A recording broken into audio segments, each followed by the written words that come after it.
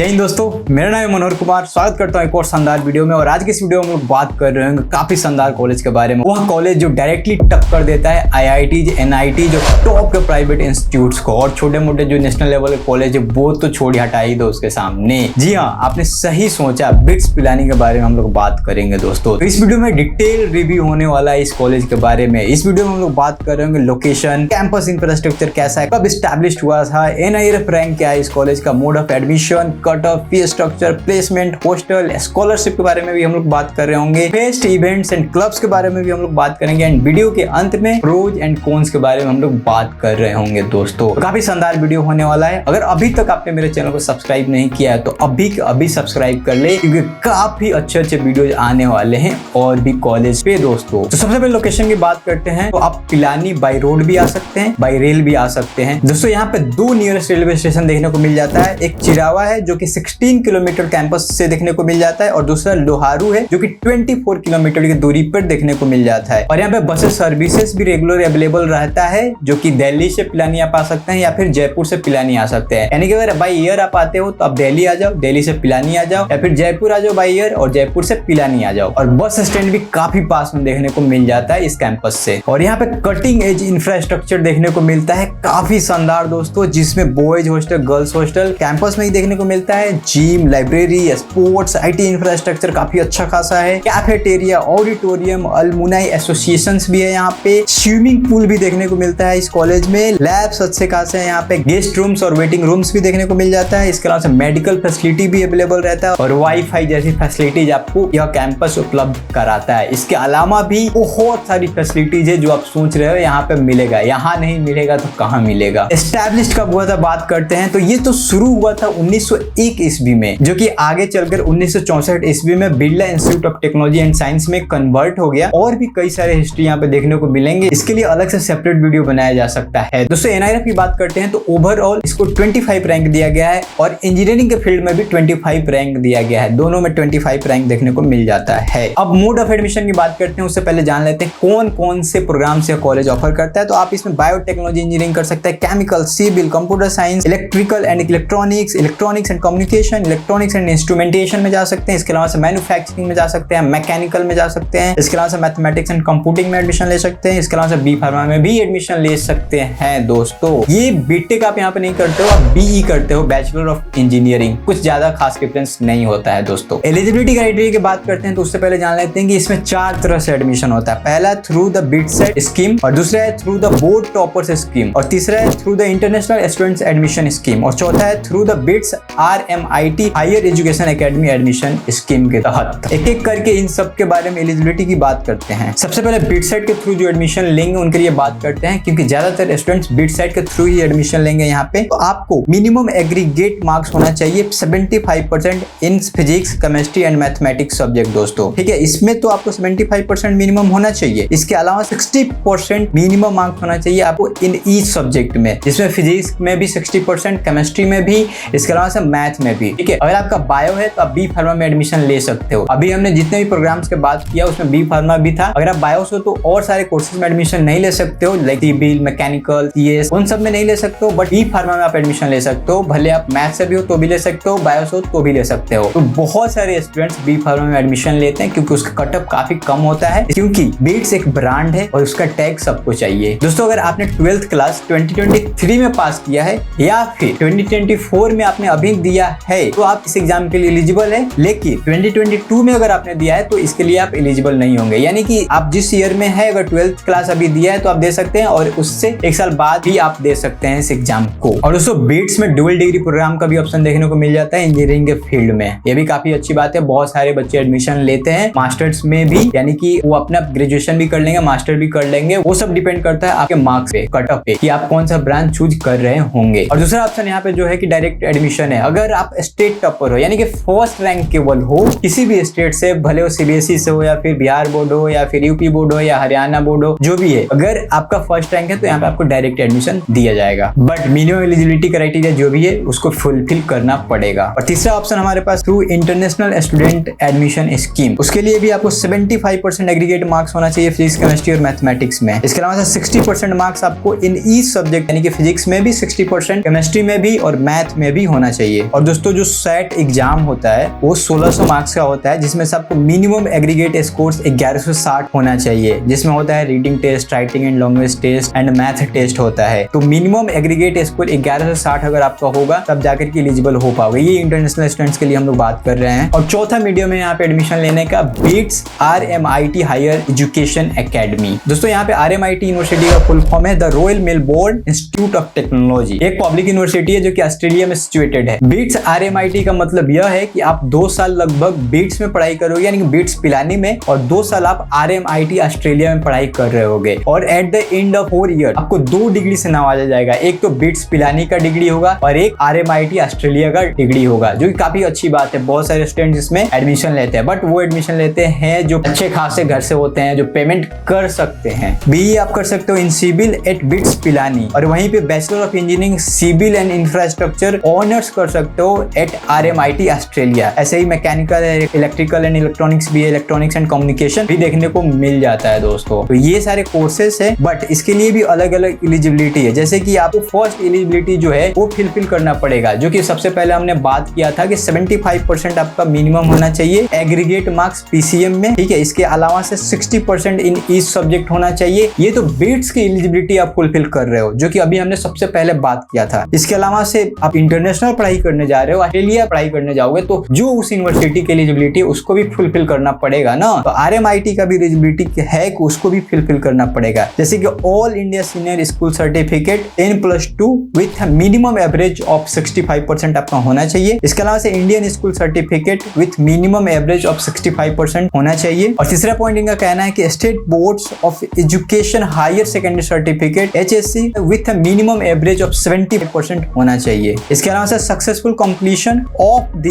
AISSC ISC state board HSC mathematics with a minimum grade of 60%। थोड़ा सा complex हो गया ना जो RMIT ऑस्ट्रेलिया का एलिजिबिलिटी क्राइटेरिया है, बट डोंट वरी, अगर आप बीट पिलानी की एलिजिबिलिटी फुलफिल करते हो यहाँ के लिए भी आप एलिजिबल हो दोस्तों, क्योंकि उसमें भी मिनिमम एग्रीगेट स्कोर 75% चाहिए PCM में। इसके अलावा 60% इन ईच सब्जेक्ट चाहिए। सिमिलर टाइप का एलिजिबिलिटी क्राइटेरिया यहाँ पे भी देखने को मिल रहा है दोस्तों। इसके अलावा से मेन चीज यह है कि आप इंग्लिश में एक्सपर्ट होने चाहिए, इंग्लिश आपको आना चाहिए। और इस एलिजिबिलिटी क्राइटेरिया वाले PDF को मैं डिस्क्रिप्शन में लिंक दे रहा हूँ, वहां से आप इजीली जाकर के देख सकते हैं। दोस्तों अब बात करते हैं बिटसेट एग्जाम के बारे में, क्योंकि बिटसेट के थ्रू ही बीट्स पिलानी में एडमिशन होगा। और भी जितने कैंपस है जैसे कि गोवा, हैदराबाद, उन सारे कैंपस में भी बिटसेट के थ्रू ही एडमिशन होगा। तो ये 2 फेज में पेपर होता है हर एक साल। तो जब आप अप्लाई कर रहे होंगे बिटसेट के लिए, उस टाइम आप दोनों सिलेक्ट कर सकते हैं। अगर दोनों सिलेक्ट करते हैं और आप मेल कैंडिडेट है तो 5400 रुपए देने होंगे। अगर आप फीमेल कैंडिडेट है तो 4400 रुपए देने होंगे। अगर आप केवल एक एग्जाम देते हैं सेशन 1 या सेशन 2 तो आपको 3400 रुपए देना पड़ेगा अगर आप मेल कैंडिडेट है तो, और 2900 रुपए देना पड़ेगा अगर आप फीमेल कैंडिडेट है तो। और अप्लाई करते टाइम अगर आपने सेशन 1 केवल सिलेक्ट किया था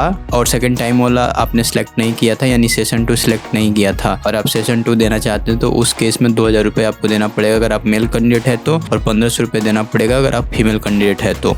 और ये सारे फी जितने बात कर रहे हैं हम लोग, ये नॉन रिफंडेबल फी होता है। और इसमें 4 पार्ट से क्वेश्चन आता है। और टोटल नंबर ऑफ क्वेश्चन की बात करते हैं तो 130 क्वेश्चन देखने को मिल जाता है। पार्ट 1 मतलब फिजिक्स से 30 question, part 2 chemistry 30 question, part 3 में A और B है यानी कि इंग्लिश प्रोफिशिएंसी से 10 क्वेश्चन आते हैं, और लॉजिकल रीजनिंग से 20 क्वेश्चन आ रहे होंगे। और मैथमेटिक्स या बायो आपका है तो 40 क्वेश्चन आपको देखने को मिलेंगे। और एक कंप्यूटर बेस्ड टेस्ट होता है। इसके अलावा से यह नेगेटिव मार्किंग भी कैरी करता है। अगर आप गलत करते हो तो 1 नंबर माइनस हो जाएगा, और सही करते हो तो 3 नंबर आपको दिया जाएगा। इसके अलावा से आप सारे क्वेश्चन को अटेम्प्ट कर लेते हो, और आपके पास अगर एक्स्ट्रा टाइम है तो एक्स्ट्रा 12 क्वेश्चन दिए गए होंगे तो भी आप अटेम्प्ट कर सकते हो। और ये आप सिलेबस देख रहे हो बिटसेट 2024 का, लगभग यही सेम सिलेबस रहता है, क्योंकि 11-12 के बेस पे ही क्वेश्चन रहता है, तो सिलेबस सेम ही होने वाला है हर एक साल का लगभग। जैसे कि फिजिक्स का आप सिलेबस देख रहे हो, unit and measurement first chapter जो कि है लाइक सेकंड काइनेमेटिक्स, ऐसे ही जितने भी सारे इससे रिलेटेड टॉपिक है उन्हीं से रिलेटेड क्वेश्चंस आ रहे होंगे। आप यह केमिस्ट्री देख रहे हो, और यह part 3 English proficiency and B logical reasoning से रिलेटेड क्वेश्चंस देख रहे हो। इंग्लिश प्रोफिशिएंसी में grammar, vocabulary, reading comprehension, composition से क्वेश्चंस आ रहे होंगे। B में लॉजिकल रीजनिंग से क्वेश्चंस आ रहे होंगे। और पार्ट 4 मैथमेटिक्स से रिलेटेड आप ये सारे टॉपिक्स देख रहे हो। फर्स्ट अलजेब्रा है, उसके अलावा trigonometry, 2 dimensional coordinate geometry, chemistry, ऐसे जितने सारे चैप्टर्स और उनके टॉपिक्स दिए गए हैं। बायोलॉजी का भी आप चैप्टर्स देख रहे हो, डाइवर्सिटी इन लिविंग वर्ड्स और उससे रिलेटेड टॉपिक जो भी इंपॉर्टेंट है यहाँ पे दिया गया है। तो हमने सिलेबस भी देख लिया। एक सेट क्वेश्चन पेपर भी आपको देखने को मिल जाएगा, कर सकते हैं उसको, बस वो एक मॉडल पेपर की तरह काम करेगा। ऐसा नहीं है कि उसी लेवल के क्वेश्चन एग्जाम में आ रहे होंगे। और एग्जाम डेट की बात करते हैं तो ये प्रोसेस जो होता है एडमिशन का वो जनवरी में स्टार्ट हो जाता है और लगभग सेशन 1 एग्जाम जो पड़ता है वो मई में आपको देखने को मिल जाता है और सेशन 2 जून में पड़ जाता है। लगभग जून जुलाई अगस्त तक ये प्रोसेस चलता है, जनवरी से अगस्त तक। और यहाँ पे स्कॉलरशिप भी देखने को मिल जाता है। यहाँ पे 2 तरह की स्कॉलरशिप देखने को मिल जाता है, एक तो under institutes on merit award scheme और दूसरा under institutes on merit come need awards scheme के तहत। पहले में टॉप 1% में आते हो तो आपको 100% ऑफ टोटल ट्यूशन फी पे स्कॉलरशिप देखने को मिल जाएगा और द नेक्स्ट टॉप 2% स्टूडेंट्स जो होंगे उनको 40% ऑफ टोटल ट्यूशन फी पे स्कॉलरशिप देखने को मिल जाएगा। इसके अलावा से दूसरा स्कीम है under institutes on merit come need awards scheme के तहत टॉप 3% स्टूडेंट्स जो होंगे उनको 80% ऑफ टोटल ट्यूशन फी पे डिस्काउंट देखने को मिलेगा। इसके अलावा से द नेक्स्ट टॉप 6% जो होंगे उनको 40%, उसके बाद से जो 12% होंगे 25% और 6% स्टूडेंट और जो होंगे उनको 15% ऑफ टोटल ट्यूशन फी पे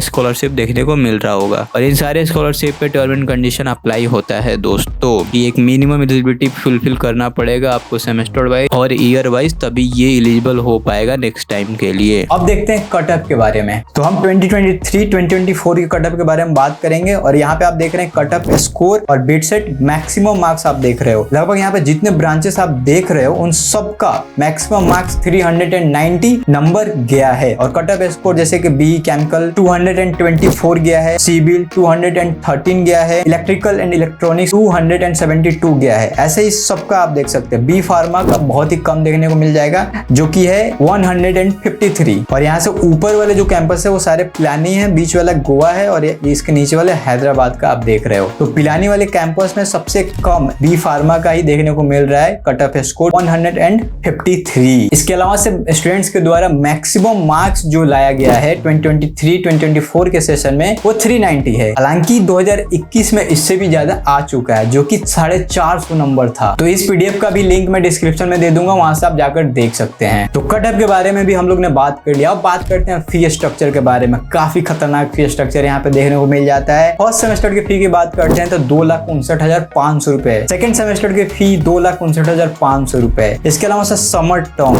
90,800 रुपए। थोड़ा सा कंफ्यूजिंग लगा मेरे को कि समर टर्म अब क्या आ गया। फर्स्ट सेम सेकंड सेम तो समझ में आ रहा है, समर टर्म इसमें कहां से आ गया। कंपल्सरी नहीं होता है बिट्स में, यह आपके ऊपर डिपेंड करता है कि आप इसमें रजिस्टर करते हो या नहीं करते हो। और करते हो तो 90,800 रुपए देना पड़ेगा। लगभग ये 2 महीनों का प्रोग्राम होता है जिसमें आप इंटर्नशिप की तरह काम कर सकते हो, जिसमें आप एडिशनल कोर्सेज में इनरोल हो सकते हो और उसका सर्टिफिकेशन कोर्स कर सकते हो।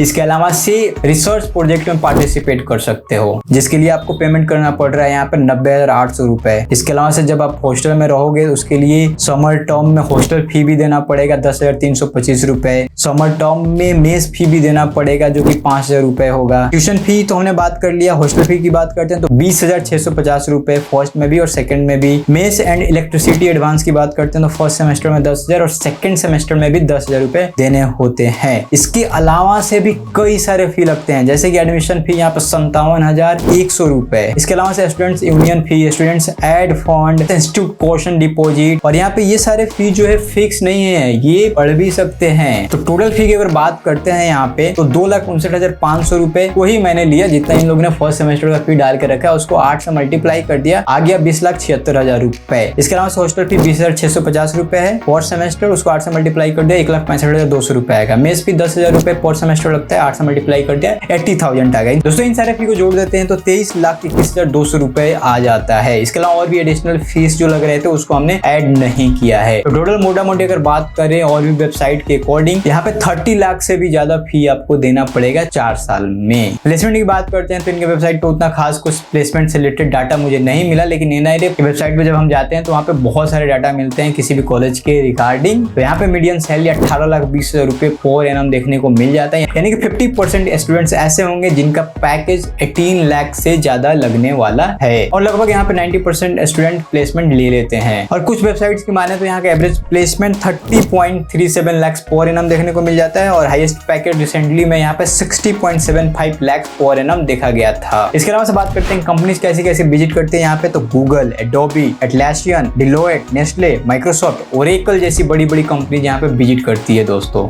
अगर हॉस्टल की बात करते हैं तो 11 बॉयज हॉस्टल देखने को मिल जाते हैं और ओनली 1 गर्ल्स हॉस्टल देखने को मिल जाता है। हॉस्टल रूम्स जो होते हैं वो फुल्ली फर्निश्ड होते हैं। उसके अलावा से कॉमन रूम फैसिलिटीज देखने को मिल जाता है विथ केबल टीवी और टेलीफोन भी हर एक हॉस्टल में अवेलेबल रहता है और वाईफाई देखने को मिल जाता है। इसके अलावा से सोलर वाटर हीटिंग सिस्टम भी देखने को मिल जाएगा यहाँ पे और सेपरेट बॉयज और गर्ल्स के लिए मेस भी देखने को मिल जाता है। अगर आप फर्स्ट ईयर या सेकंड ईयर में हो तो आपके लिए डबल ऑक्यूपेंसी रूम अलॉट किया जाएगा और जब आप थर्ड ईयर में जाओगे तब आपके लिए सिंगल रूम अलॉट कर दिया जाएगा। हालांकि सेकंड ईयर में आपके पास यह ऑप्शन रहेगा कि आप लाइक माइंडेड स्टूडेंट जो है आपके हिसाब से उनके साथ रहने के लिए आप एप्लीकेशन दे सकते हो कि हमें इनके साथ रूम शेयर करना है और आपके रूम में 1 आयरन अलमीरा, 1 coat, 1 table and 1 chair for each student देखने को मिल जाता है। स्पोर्ट्स के बारे में अगर और डिटेल में बात करते हैं तो यहाँ हर एक प्रकार का स्पोर्ट्स देखने को मिल जाता है जिसमें football, hockey, cricket, basketball, volleyball, tennis, badminton, table tennis, athletics, gymnastic, health club, swimming, इसके अलावा से water polo, weight lifting, ETC। इसके अलावा और भी कई प्रकार के स्पोर्ट्स से रिलेटेड गेम्स देखने को मिल जाते हैं और जो यहाँ पे स्पोर्ट्स क्लब है वो हर एक साल कंडक्ट करता है बीट्स ओपन स्पोर्ट्स मीट जो कि फर्स्ट सेमेस्टर में ऑर्गेनाइज किया जाता है और भी दूसरे इंस्टीट्यूट के बच्चे इसमें पार्टिसिपेट करते हैं तो काफी इंजॉय करोगे आप इस। अगर यहाँ पे क्लब्स की बात करते हैं तो वैरायटी ऑफ क्लब्स देखने को मिल जाता है जैसे कि dance club, drama, art club, the public speaking and literary club, the social and environment club, इसके अलावा से music club, design club, fashion club, photography club, quiz club, supernova club, Wall Street club भी देखने को मिल जाता है यहाँ पे। और दोस्तों बिट्स पिलानी में बहुत ही अच्छा खासा फेस्ट होता है। बिट्स पिलानी में OASIS एक कल्चरल फेस्टिवल है जो आमतौर पर दशहरा या दिवाली के आसपास ऑर्गेनाइज किया जाता है। यह फेस्टिवल स्टूडेंट्स द्वारा ऑर्गेनाइज किया जाता है जिसमें कई प्रकार के कल्चरल एक्टिविटीज को किया जाता है। इसके अलावा से APOGE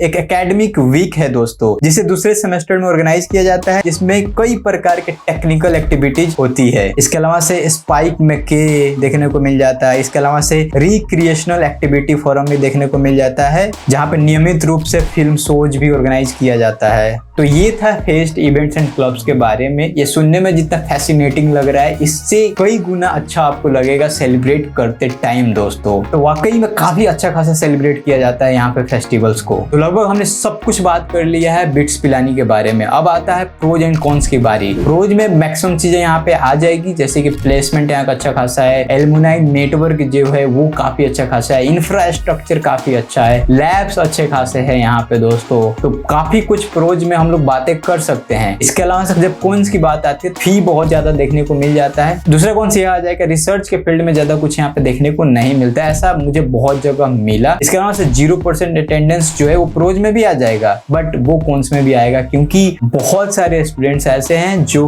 कि बिल्कुल फ्री हो जाते हैं कि क्लास तो अपने को जाना ही नहीं है, उसकी वजह से उनका सिलेबस भी कंप्लीट नहीं हो पाता है, एग्जाम में उनको सफर करना पड़ता है। तो ये कुछ लोगों के लिए काफी अच्छा है, ठीक है, तो प्रोज में आ जाएगा। लेकिन कुछ लोगों के लिए बहुत ही बेकार है दोस्तों। मेरे ख्याल से किसी भी कॉलेज में अटेंडेंस क्राइटेरिया होना ही नहीं चाहिए, उसके जगह पर टाइम पर टेस्ट होना चाहिए। आप आओ या ना आओ बट आपको 15 डेज 20 डेज में आपको एक टेस्ट देना है। अगर उसमें आप पास करते हो तो कोई दिक्कत नहीं है, बट अगर आप 0% अटेंडेंस एक यूनिवर्सिटी के लिए कर रहे हो और बाकी सारे यूनिवर्सिटी क्या कर रहा है 75% चाहिए ही चाहिए मिनिमम एलिजिबिलिटी अगर आपको एग्जाम देना है तो, बट यहाँ 0%, तो कहाँ से राइट टू इक्वालिटी हुई भाई। ठीक है, ये मानता हूँ कि हर एक यूनिवर्सिटी कॉलेज का ऑथोरिटी होता है कि वो अपना लॉ बना सकते हैं, बट गवर्नमेंट को भी देखना चाहिए कि एक यूनिवर्सिटी ये है कि 0% अटेंडेंस प्रोवाइड कर रहा है, एक यूनिवर्सिटी 75% बिल्कुल कंपलसरी करके रखा है कि इससे कम हुआ 1% भी तो हम नहीं बैठने देंगे एग्जाम में। इस पर गवर्नमेंट को भी ध्यान देना चाहिए। तो ये थे कुछ प्रोज एंड कॉन्स इस कॉलेज के बारे में। तो डेफिनेटली इस कॉलेज में आपको एडमिशन लेना चाहिए। अगर आपको IIT में एडमिशन नहीं मिला और आप नहीं चाहते हो NIT में पढ़ना